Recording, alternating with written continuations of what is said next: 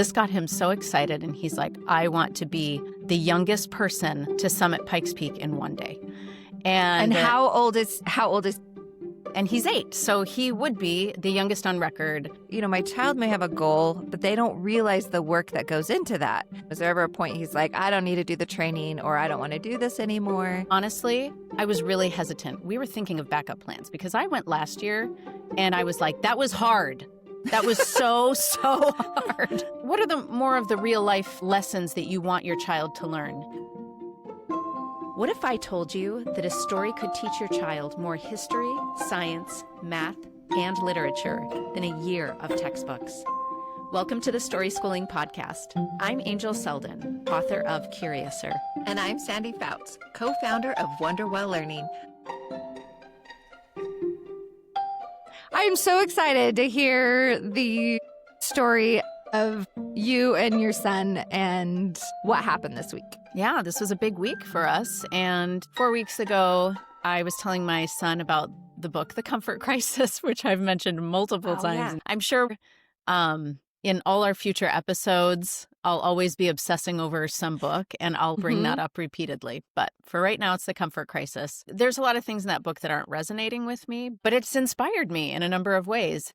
So I started telling him about this book. He was asking me about it because he's heard me talking about it with other people. And, this is where, of course, setting the example, you've mentioned this a number of times, Sandy, how if you are learning, if you love learning, that will always spark curiosity in your children and a love of learning in your children. It's contagious.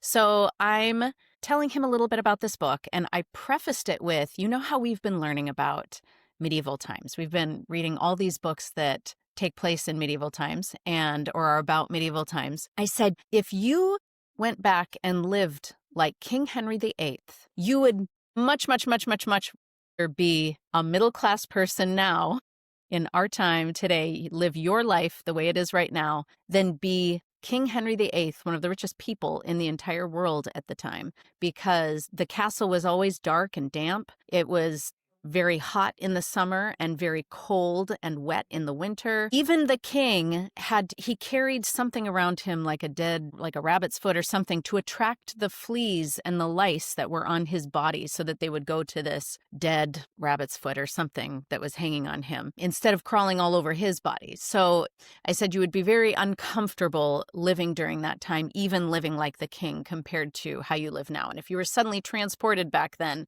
and you were the king, you would beg to be taken back to our time, just much more healthy, clean, comfortable lifestyles we have. I explained that research suggests that the very things that made life more difficult and uncomfortable for people, for most humans throughout history, that we don't have to experience anymore, actually contributed to their happiness. And that the data shows that it's not just that we're more aware. Certainly mental health problems have existed throughout history, but it's not that we have more of an awareness of depression and anxiety now. There is evidence that shows that even there is more depression and anxiety now, especially amongst young people. So he's like, okay, so what kind of hard, uncomfortable things? And I said, well, how Saul and I decided to summit Pikes Peak last year. Maybe that's not a really hard, uncomfortable thing for most people, but I had to train really hard for that. And that was something that I pushed myself out of my comfort zone to be able to do this. And it was also hard because I got 2 hours of sleep the night before. I had to wake up at 3 a.m. and I couldn't sleep the night before. And so I was doing this on very little sleep. And it's also the altitude, so you're not getting very much oxygen. So there's lots of discomfort involved in this besides just a difficult muscular or cardiovascular workout. And he said, how old do you think I would have to be to climb Pikes Peak? And I said, I would think 12. I really wouldn't feel comfortable with you doing it until you were 12. And he's like, well, how old's the youngest person who's ever climbed it? And so I looked it up, and the youngest person on record was a 9-year-old girl in, I think it was 1959. And this was so motivating for him. This got him so excited. And he's like, I want to be the youngest person to summit Pikes Peak in one day. And how old is he now? And he's 8, so he would be the youngest on record. So AI told me that there are other claims on the internet that people have claimed that their 8-year-old children have summited Pikes Peak in one day. I have no doubt this is true, but it's not officially on record. So I said, well, you're going to need to train for it. I'm not taking you there unless you can at least walk 13.1 miles with me and then do some hill training with me. You need to be able to run up and down this hill, this sledding hill that I train on 10 times. And so he started doing that with me. A couple times a week, we would train. We'd go for medium length walks a few times a week. And then on Saturdays is when we would do our long walk. And every week we would increase it by a mile. So the first week we did 8 miles. And he had already done 7 miles with me this summer. And besides being physically active, I mean, just long distance walking, this constant motion and constantly pounding your feet is actually very different than just running around. It just uses different muscles, and it can be very taxing, like on your hip flexors, on your feet, on your ankles, even if your muscles are strong enough. So I wanted him to have a good chance of making it, and not be too miserable. So he did. This is in August. And so we were very limited in time. We're like, this is the only weekend that will work. It was 3 or 4 weeks to train for this. Wow. And so we created a little schedule and put this into our habits. So I mentioned in the last episode about doing a monthly mentor meeting where I meet with my kids once a month and ask, what are your goals? What are your desires? What do you want? And sometimes they happen spontaneously. So this particular meeting that I had with Charles, planning for this goal was just something that came up spontaneously and not during one of our mentor meetings. We created this plan, then we drove up. Part of the plan is that we have to get acclimated. And so he's learning all about altitude and how there's less oxygen up there, less air in general. So he learned that as you go to higher altitudes, your lungs expand in order to take in more air so that you can get enough oxygen to your muscles. Your heart beats faster because if you're not getting enough oxygen or as much oxygen as you're used to getting, then your heart has to pump faster to get more blood, to get more oxygen to different parts of your body. But this wasn't like a sit-down science lesson. This was simply in our preparation. All right, so we're going to go up 4 days early. And we're very lucky that my sister-in-law lives in Colorado, but she lives at about 4,500 or 4,800 feet. And so we went to her house and we were there overnight. And then the next day we went into Rocky Mountain National Park and went to the highest point that we could get to in Rocky Mountain National Park. We made it to 11,700 feet, but we just hung out there for like half an hour and then drove back down. But it took a while to drive back down. And then it wasn't really ideal. We didn't get quite enough, but we're busy people. So we can't like actually hang out there for 2 weeks. So we brought oxygen. I happen to have this. I didn't even mean to. This was just sitting on my desk. Oh, yeah. Boost oxygen. You can get that in a can now. Yeah, and you can order it on Amazon. You know this? And it's just 99 or 95% pure oxygen. Just in case, it is rough. I really struggled. I did it last year, and I struggled with the altitude because when you're not getting enough, and I explained all this to Charles. And of course he's like listening with rapt ears because this isn't a lesson in a book that we're like, you have to learn about. And the thing is, even if you are learning about oxygen in a book, I don't ever remember a time in my schooling when I learned about altitude and low oxygen, and so your lungs expand. And not that specific information is so important, but what's important is that it's context, right?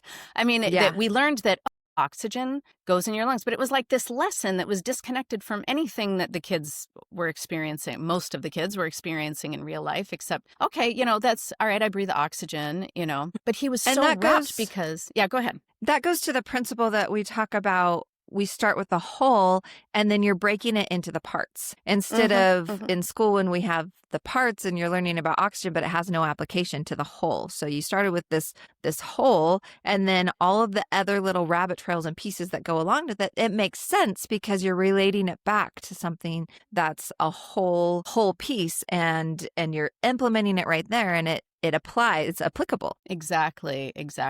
It's all connected to something that what he cares about, or it's woven into, naturally woven into something he cares about.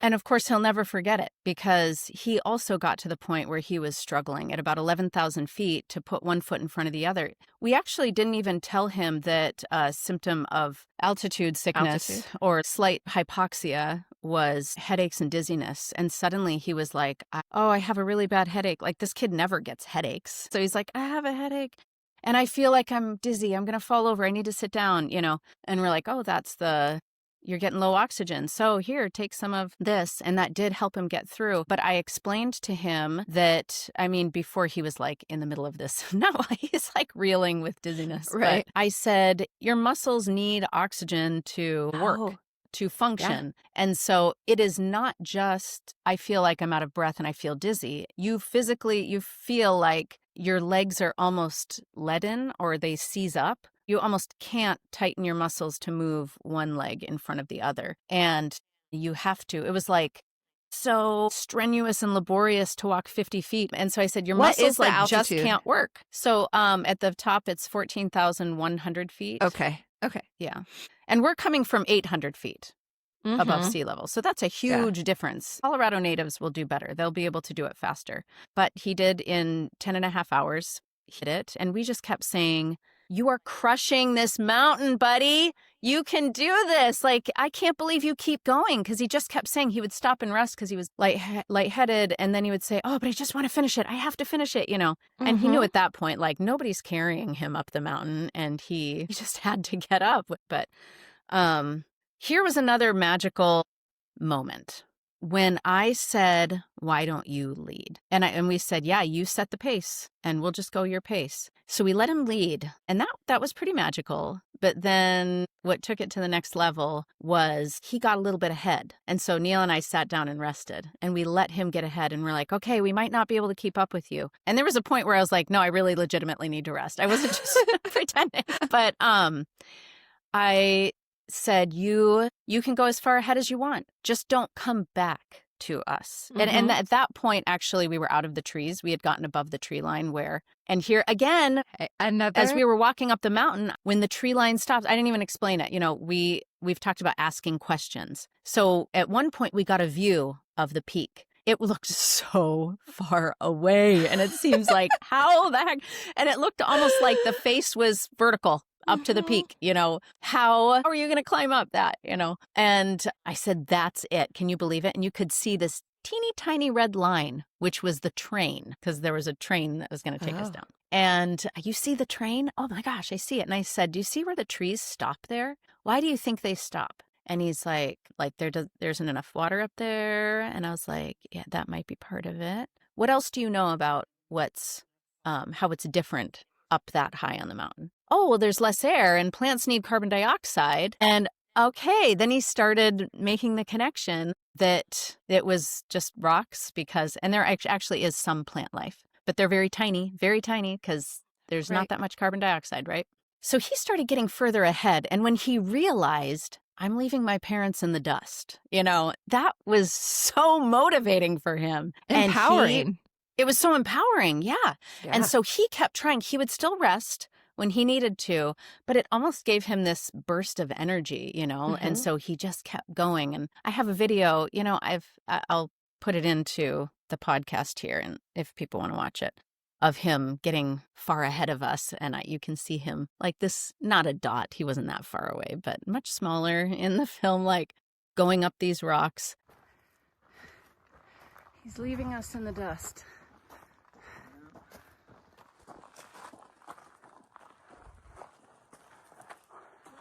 The 16 golden stairs. All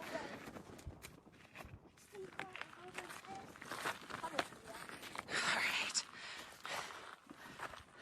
Is it true that there's actually 16 of these? There's more like 1,600. I don't know. That's maybe an exaggeration, but it's a lot more. Yeah.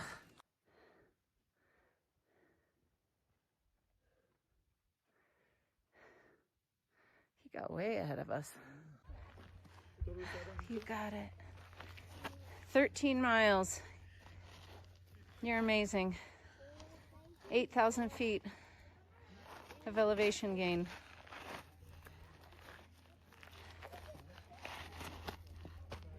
All right, High five. now How do you feel? Good. Good. Now the world ends. Look at that. Look at that. You climbed the top of the world. Well, not the world. Top of Colorado. Oh, it got so intense at the end. Those last 2 miles are the hardest because not only is it low oxygen, but you reach a point called the 16 Golden Stairs.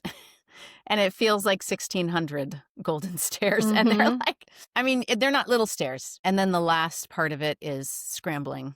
So using hands and feet up boulders to get to the top. And you feel like a beast when you're scrambling those last few. And there's all these people that just got off the train and they're just looking at the view. And you're like, I just climbed from the bottom. And it's been 10 and a half hours. And he got to the top and he gave me a high five. And this is truly a formative experience for him. So I want to hear your thoughts, Sandy.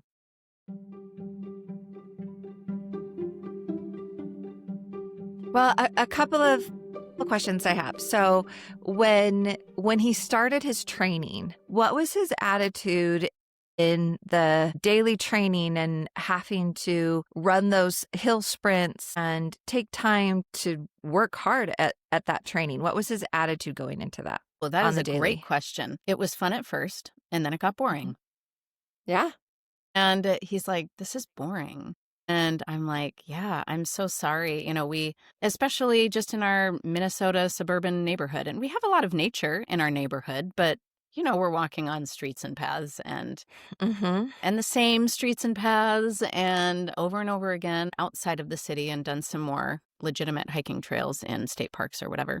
But yeah, it got boring. And I'm like, I know, I'm so sorry, but I'm so proud of you for pushing through the boring so that you can achieve this goal. And when he was on the mountain, he thought it was the most amazing thing. It wasn't just, oh, this is so boring, but I just want to be able to say I got to the top. He actually thought it was so beautiful, and he wanted to keep stopping and pointing things out, looking at the view and look at this plant or this big rock or the animals. And he really enjoyed the whole way. He enjoyed it. Did he ever want to quit? Was there, not during the hike up, but during the training ahead of time? Was there ever a point he's like, I don't need to do the training, or I don't want to do this anymore? What was his attitude? Like, did he ever falter because he had this goal? But sometimes I think, you know, my child may have a goal, but they don't realize the work that goes into that. And they start getting into it. And then they get to this point of, is the return as valuable as all that I have to invest to reach that? Yeah. That's a good question. In Charles's case, he was so on fire about it. He knew that he had to do it. And I just said, I'm not taking you on the mountain unless you can walk 13 miles with me. Yeah. And so he did. He just did it. And I wasn't even sure if, honestly, I was really hesitant, because I thought we were thinking of backup plans, because I went last year and I was like, that was hard. That was so hard. And even my husband, after hiking it, he said, you know, honestly, if we had hiked that without Charles and then he asked to go with us, I would probably say, no, you can't go for another 2 years, because that's how hard it was. Like, there's no way an 8-year-old could do this. And I had a good feeling about it because, you know, you can sense when your child's desire is so strong. And it wasn't just to be able to say he did it. He really wanted to accomplish this hard thing. He wanted to feel good about, I did this hard thing. Right. And that comes because, number one, it was his idea and it was his goal that he had set. And he had this purpose in mind and keeping his eye on the prize. And part of that's also when you have a goal and it has an endpoint to it. So he knew what he wanted, and it was short enough in his 8-year-old brain that it was achievable. Sometimes when we look at a goal that in an 8-year-old brain you can't achieve until you're much, much older, it's a lot easier to lose some of that passion. But it just looks like, you know, the circumstances were just perfectly aligned to give him this goal that was so hard, yet still attainable if he had the desire that was strong enough. The desire gives the child purpose. It's the definite purpose, which then, like, there's that focus and that aim and that hyper focus. So for there's this false belief that we should have balance in life. And for a long time, I kept trying to achieve balance, work, life, balance, family, all of those pieces, and to balance it. And it was revolutionary to me when I realized that when everything was balanced, I was pretty mediocre at everything, that there was a lot more power when things weren't balanced, when I could go all in on one thing and let something else slack a little bit and then shift that where it was never, ever balanced. And so when you can hyper focus on something, and you can do that a lot more when you don't have adult responsibilities, but he had that ability and he was given the support, enough support that he needed, not all support, because if you carried him on those hill sprints and you carried him on those walks, or you gave him a scooter or some other way to accomplish that, and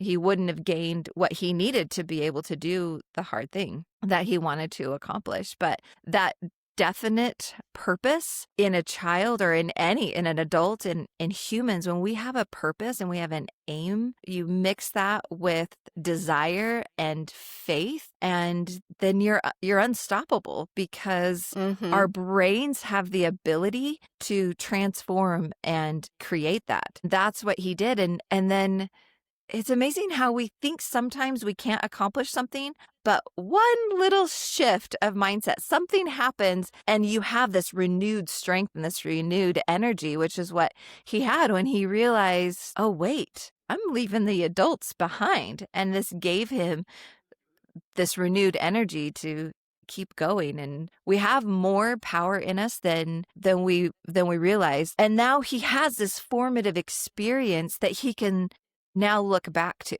And as a parent, I've done that with my child before, where she's having something that seems really hard and that she really wants but seems hard. And so I say, think back. Have you ever had an experience where you have felt this way before, where you've been afraid like this before, and then what happened? And so to be able to pull from your own personal story and your own personal history it gives you courage to be extraordinary, to live in a way to reach different heights and different purposes as you pull from your own experiences, so that you know what you can do and you can push farther and you can push harder. He never would have climbed Pike's Peak if I hadn't had both hiked Pike's Peak myself. So I'm pursuing my own goals and desires and working hard to train for them. And the other piece was that I had read that book, The Comfort Crisis, and I was obsessed with it. And he overheard me talking about it because he knew that Saul and I summited Pike's Peak last year. But it was when he overheard me talking about this book and I explained to him what it was, he was able to put those two together and say, I want to do that. So much of this is inspired by the parent, and you pursuing and not trying to motivate your kids. You need to do this because, and giving them some motivational speech, but by doing it yourself, by reading stories yourself, by having your own desires and goals and working towards those. Sometimes as parents, we use parenting as an excuse. Well, I would do that, but I can't because I'm a parent. My family needs this, so I can't reach my goals, or I can't do whatever it is that our heart desires. So we have some of these definite purposes or these desires that we want to achieve. And instead of coming at it from an angle, I can't because I'm a parent, instead coming from the angle of I should because I'm a parent. Like the reason, the excuse should actually be the reason why that you can, or the why you should do it, because they're going to monkey see, monkey do. Like I've said that multiple times, and it's more than just, I think monkey see, monkey do is part of it. They're imitators for sure. When they're young, they're imitators, but you also are inviting this spirit or this energy into your home, into your family, of excitement over learning, over creativity, fearlessness, not being afraid to fail or make mistakes or not do it perfectly at first, a spirit of curiosity, and it's contagious. They feel that. We're going to do an episode on boredom at some point in time, right? And Yes. so Yes. having this definite purpose or this definite aim, this goal that they're wanting to achieve, when they're feeling that boredom, they have something that their mind is going to, that they're thinking about, that they're planning for, that they're obsessing over instead of that blank canvas, which, is powerful for creativity. But it's a beautiful opportunity for them to take those moments where they don't have something that they need to be doing, and then they're hyper focused on that definite purpose. When it comes to hyper focusing on something, it reminded me of Malcolm Gladwell's book called The Outliers. Takes to become an expert or extraordinary in a field. I mean, the number is probably not an exact number, but the scientific research that it was pulled out of came up with a number of 10,000 hours. And that came from a lack of balance, right? They went all in on a definite purpose and 10,000 hours to become great. And so giving your kids these micro opportunities to hyper focus on something and go all in on their own idea, even though it was sparked by what you were doing, it was still his idea and his goal that he created, that you supported, that you brought the tools into so he could. You brought some of that knowledge base so he learned what it was going to feel like to some extent. You brought the oxygen on board. So you're providing some of these tools for him, but he did the work and he's asking the questions. And so you're allowing him to lead, just like you allowed him to lead all the way up the trail. You allowed him to also lead in what he wanted to do, what he wanted to focus on. Right. And I don't think rarely does somebody become great at something that wasn't their choice. And so this idea that, well, I'm going to make my child they're going to hyper focus on something that I choose for them, or that they're going to be able to focus on anything I choose for them at all is a lack of understanding of principles of success. And there's merit to the 10,000 hour rule.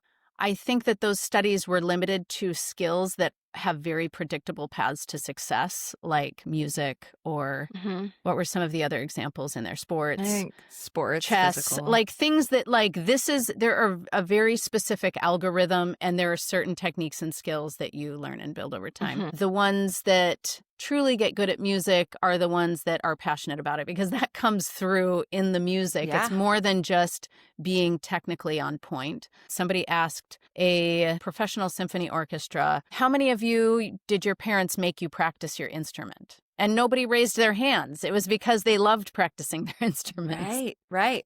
The other example I give is, and this is of course just anecdotal evidence, but I thought it would be fun to ask all these professional dancers that either taught at or performed with my daughter's ballet school. And then one of the most world-renowned professional modern dance groups called Pilobolus visited Minneapolis, and we saw them.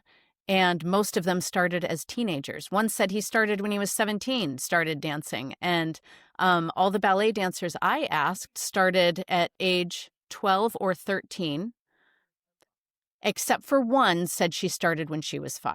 And so I would argue it's not because she started when she was 5 that she ended up becoming a professional dancer, but a lot of these people started later. And so there's something to be said for just them choosing when they're ready for it and not being signed up for it when they're little. But that hyper focus is so powerful, because people we consider geniuses who have created or invented great things or great leaders did have hyper focus. That is something they all had in common, that they obsess over something. I love that you were saying that in the future, he can look back on these experiences he's had, and any child can look back on these experiences they had when they were young, of doing really hard things of their choosing and pushing through on their own. You can say, do you remember it got boring to walk 13 miles? I mean, that's 3 hours of walking. That's not just physically hard. That's like we're just walking. We're walking around suburban neighborhoods. I remember Claire talking about one of her kids who wanted to learn something, and I think the skill was math related. And in order to understand that, he had to learn certain math skills first. And so he was motivated to learn some really hard math concepts so that he could understand what he wanted to. And so when it came back to like, this is hard, this is really hard, do I really want to do this? And he could tell him, yes, I know I want to do this because I want that. So Charles was saying, I know I want to be the youngest on record to climb Pike's Peak. And so therefore, despite the fact it's boring, I want to do these hill sprints and I want to do this training and I'm going to do it because I want that. So I also want the work that comes with it. But there's no such connection or desire with most conventional curricula, whether homeschool or at an institution. It's just, because it's next on the list. We just have to go through this list of things you need to know, even though it's not connected to anything you care about. Like, I have learned so much from this book. I have that book. I need to reread it. Actually, Saul would love that book. It reminds me of when one of my daughters decided to start going to school, public school in 8th grade, and we were doing the open house when we saw the PE teacher, and she asked what school she was coming from, and she said homeschool. She said, "How do you do PE for homeschool?" And like had this genuinely confused look on her face, like that's impossible. So let me remind you of the history of PE in schools, that the reason it was instituted was because people were worried that these scholars that in the 1800s, the young people, mostly young men at the time, who chose a scholarly path were becoming too soft and they needed to move. And so that's why they had PE as part of the day, is to get them to move their bodies to make sure they didn't get too soft and they stayed physically healthy as well as mentally healthy. But actually, by the time my son started going to school in 7th grade, the first 3 months of PE, which in Minnesota is September through November, was spent in a classroom in a desk learning about the importance of exercise. And to me, that's entirely messed up. While I think those things are interesting, the whole point of having PE is essentially they were in a desk all day long then, because even for PE, they were sitting in a desk. And especially during the warmest months of the year in Minnesota, when you could actually go outside and play sports. Right. When this PE teacher was like, "How do you do PE?" I thought, first of all, kids naturally want to run around and play, pick up sports in the neighborhood. And my sons have learned sports better through doing just casual pickup sports, unstructured, child-led, not adult-led sports in the neighborhood than when they were in a class doing boring drills and learning the rules. A class or when you sign them up for a like rec league or a community soccer or whatever. And they actually get more exercise. There's way more running around in physical activity when they're doing pickup sports than when they're signed up for something, because they end up waiting in line to do like one drill. Do you know what I'm talking about? Like, all right, you guys are all going to wait in line behind these cones, and then when it's your turn, then you're going to weave in and out of the cones and then run back. Like when they're playing pickup sports in the neighborhood, they're constantly moving. It's more intense, more intensely physically active. But when they're playing a game, they're actually a little bit easier on each other because they're friends and not an opposing team of strangers you don't know. And this is all, by the way, this isn't just me making this up. This is all backed by research in the book Free to Learn by Peter Gray. And he is a developmental psychologist who studied neighborhood pickup sports versus formal adult-led team sports, and how much more beneficial the neighborhood pickup sports were. They were also learning negotiating skills, so they spent a lot more time negotiating. They played more fairly. And so what are more of the real-life lessons that you want your child to learn? Is it to have just the right hand technique in basketball or the right arm swing in golf?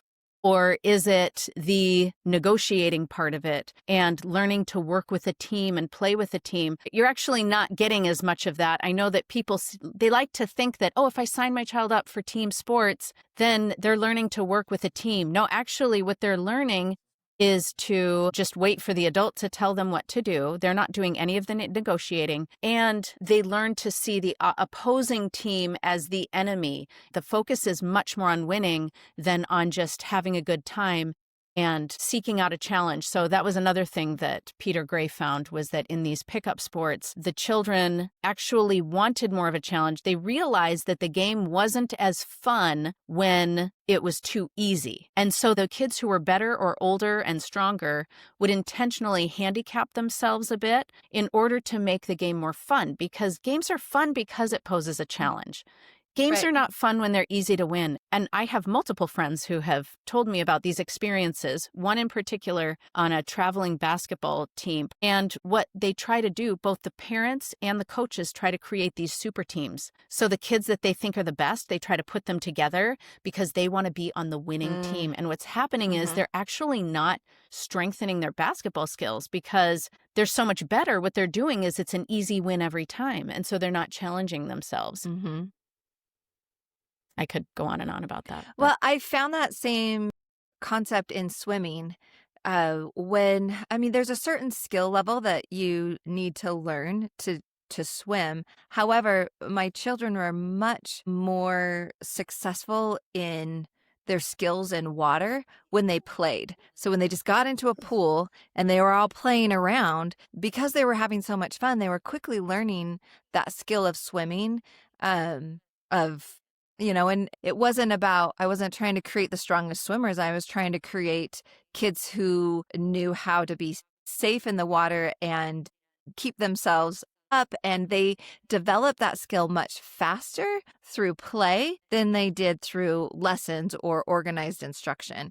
And there's a little bit of a mix in there of both. Like there were some skills that needed to be taught. Like I've always said, those tools, you give them those few tools so that they can then become successful. But through the play is where I found a much faster gain than through organized lessons. Absolutely. I totally agree. I've had the same experience. And they learn to gauge their own safety better when they're navigating it on their own and they're figuring things out on their own.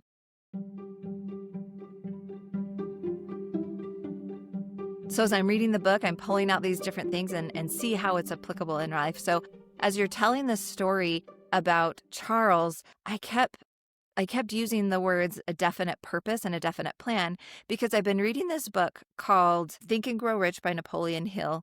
And the lessons in there aren't just about how to be successful monetarily, but it's really about success of whatever nature that is. And he brings in several stories, including the one that I most recently read was about the founding of our nation and the success of that and the principles that had to come in play in order for them to be successful. And there's several quotes in this book. One that I found that puts all of these principles together, and I saw them in your story of Charles. He says, in order for success, you have to have a definite of purpose, the knowledge of what one wants, and a burning desire to possess it. And then he doesn't say it necessarily in this quote, but he also talks about having a definite plan. And so Charles had this idea, which then became this definite purpose.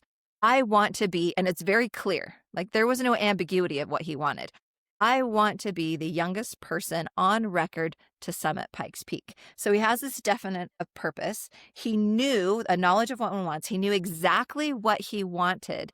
And then he had the desire to possess it. And he had all of those pieces in place. And then you created a definite plan to achieve it. And so when you put definite purpose and the desire and faith and a plan all together, those are the secret elements that create success. And I just thought that was really cool and magical how I was, reading these principles of success and seeing them in an 8-year-old and you helping him create that little path to having this success, this achievement. Like he had that achievement and that success of which then he can continue to implement that throughout his life of feeling those things and creating it. You've just created a pattern of which he can fall back on and repeat that same pattern over and over again. Yes, I love that. And that's the most powerful lesson he can get out of that experience. It's wonderful that he's picking up all this knowledge as he goes, and he's working his body and he's spending time in nature. But that, the just character, what you said, it's the the character that development he built through his own experience, his own story, of which now he can retell that story again to somebody else. Like the power of story, whether those stories come from our individual life experiences or reading somebody else's experience, now he can share that story with others, and the power of that story to influence his own life and probably his posterity's life and, anybody else who hears this story. Yes, that's why I knew that my son would be able to make it to the top, is because his burning desire was so strong. He would push himself. I knew he would push through anything. If this podcast was helpful for you, please leave us a review and share with a friend. Until next time, start with stories and everything else will follow. You can learn more about our other education projects at angelselda.com and wonderwelllearning.com.